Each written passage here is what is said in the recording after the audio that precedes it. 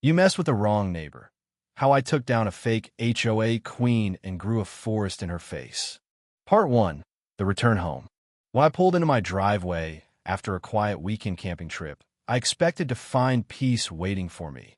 The kind of calm that comes from 2 days off the grid in the Appalachian backwoods. Instead, I was met with the splintered ruins of what used to be 3 ancient oak trees, strewn like corpses across my lawn. A rented wood chipper still hummed quietly on the sidewalk like it was guilty. And standing in the middle of my yard, casually sipping a mimosa from a crystal flute, was her. No, this isn't a movie. This is what happens when a woman like Cheryl Whitman, a self-appointed enforcer of suburban order, backs her fake HOA militia with Botox confidence and declares war in the wrong damn neighborhood. Freeze frame. That's me, Eli Sanderson, the guy whose private well Cheryl tapped into without permission all summer long to water her ornamental lavender. What did I do when I found out? Oh, I flushed her lines with raw sewage. But trust me, that's just the overture. This symphony of chaos deserves context. So let's rewind, shall we? Part 2, Roots Run Deep. I bought this property 12 years ago, nestled in the Blue Ridge foothills, a sleepy, scenic mountain suburb where neighbors used to wave from their porch swings and leave jars of homemade jam on your doorstep come Christmas. I custom-built the house myself, not from blueprints, but from memory and vision. You see, I'm a landscape architect. The land came with a caveat. 3 towering oaks stood like sentinels right at the heart of the property. To most people, they were just trees. To me, they were legacy. I quietly named them in my head, Oliver, Thorn, and Maeve, and yeah, I'm that guy. But those trees weren't just meaningful. They were protected. Federally, in fact. My lot had been registered as a conservation easement due to its role in a migrating bird corridor. A small spring flowed near the back fence, and those oaks provided shelter for 2 protected bird species and a family of gray squirrels monitored by a university research team. I had laminated documentation, aluminum tags, and more paperwork than a tax attorney.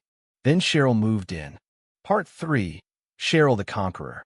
Cheryl Whitman, though she insisted on, just call me Cheryl, came in like a bleached blonde hurricane in yoga pants and oversized sunglasses.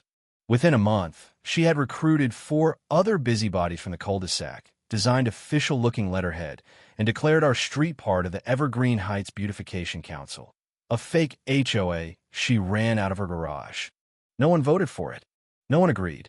But that didn't stop her from patrolling the sidewalks like a middle-aged hall monitor. It began with a passive-aggressive note on my mailbox. Perhaps the oaks could use a seasonal trim? The street is looking a bit dark. Then came the flyers. Beautification improves home value. Let's all do our part. Each one featured a cartoon acorn and a cheerful font that almost made you forget they were laced with veiled threats. Then came the courtesy inspections. Cheryl began walking the block with her phone out, snapping pictures of flower beds.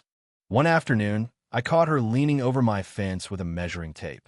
When I asked what she was doing, she smiled like she was on a reality show and said, just ensuring harmony in the neighborhood. I ignored her at first. I figured if I gave her no oxygen, she'd eventually run out of steam. I was wrong. Part 4, The Warning Shot. A few weeks later, she knocked on my door, holding a clipboard with something that looked like an HOA citation sheet she designed herself. According to her, my trees posed a visibility nuisance and might cause emotional distress to residents sensitive to enclosed spaces. I told her, politely but firmly, to get off my property. She gave me a tight smile and raised her eyebrows like I'd just declared war on America. That's when I knew she wasn't going away, not without a fight. So I took action. I filed a complaint with the county about the fake HOA. I set up outdoor security cameras. I documented everything.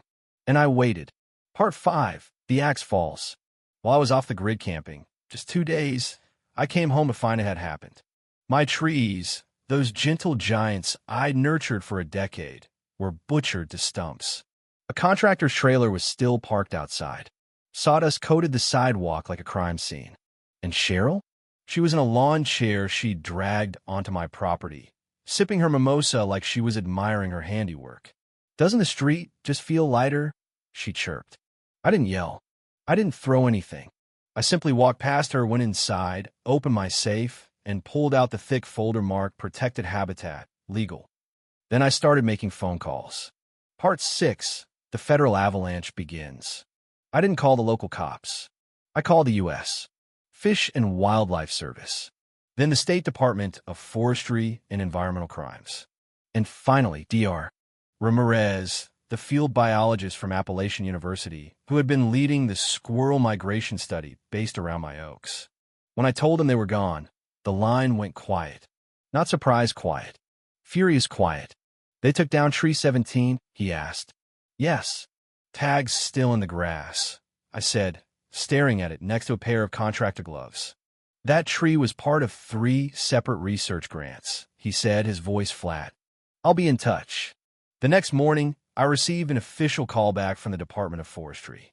The woman on the phone sounded half asleep until I gave her my conservation easement number. Her tone shifted instantly. Are you saying the trees were removed in full? Yes, ma'am. And the habitat? Still intact. Not even close. I sent her photos. She gasped. Quiet, sharp. We'll be sending a field officer. Part 7. Not just landscaping, it was a crime scene.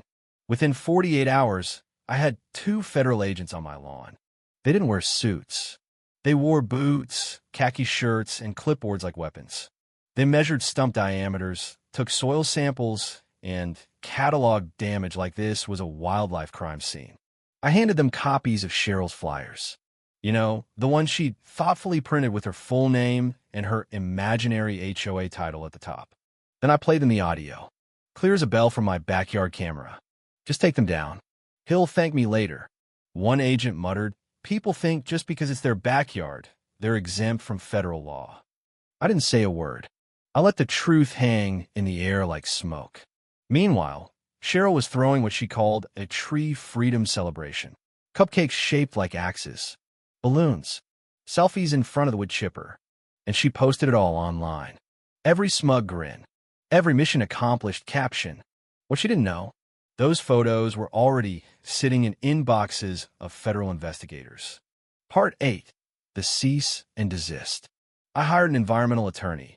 Expensive, worth every cent. When I showed him the evidence, he didn't even blink. This isn't a code violation, he said. This is going to be an example. He drafted a cease and desist letter not just to Cheryl, but to every member of her fake HOA board.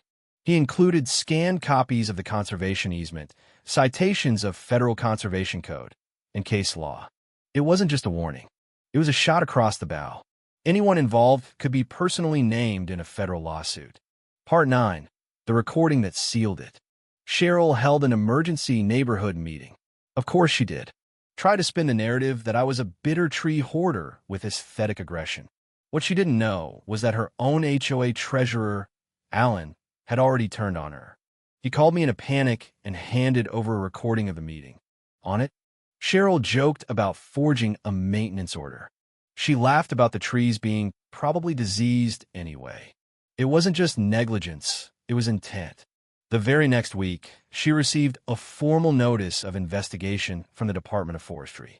Not a fine, yet, but it might as well have been a black envelope. Panic set in. Her little empire was cracking. But she had no idea that the worst was still coming. Part 10. The water war begins. Remember how I said Cheryl had tapped into my private well? Well, one night, I caught her gardener, again on my property.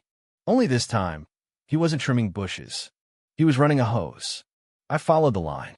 It snaked through the fence into Cheryl's backyard and was hooked up to an illegal splitter running from my private well. She had been stealing my water for months to keep her garden alive during the drought. She declared me a threat to neighborhood values while literally poaching my utilities. And when I realized that, I smiled. Because this wasn't just trespassing. This was theft of utilities, contamination risk, civil and criminal violations. I didn't yell. I didn't knock on her door. I made one phone call to Charlie, an old friend at the Municipal Sanitation Department. Part 11. Suburban revenge done right. Charlie owed me. I'd redesigned his flooded backyard years ago, pro bono. I told him what Cheryl had done. He laughed so hard I thought he dropped the phone. Well, he said, that's not just theft. That's a contamination hazard. You got a statement. 2 hours later, I had one in writing. A legal declaration that any cross-contamination between systems could qualify as a public health violation. And I had a plumber on standby. We installed a redirection valve on my side, fully legal, connected to my gray water testing tank, which had recently been used for septic backflow experiments. Translation: Cheryl's sprinkler system was about to get a taste of recycled sewage water. It wasn't tampering. It was karma, flushed. Part 12. Lavender of the latrine. 2 days later, Cheryl's garden smelled like a porta-potty at a chili cook-off. Her imported lavender wilted. The grass turned yellow. Her outdoor yoga club disbanded. She called in a landscaping company, sprayed perfumes, dumped fertilizer by the bag. Nothing worked. Why? Because every time she turned on her system, she watered her plants with literal test sewage. And she couldn't prove a thing.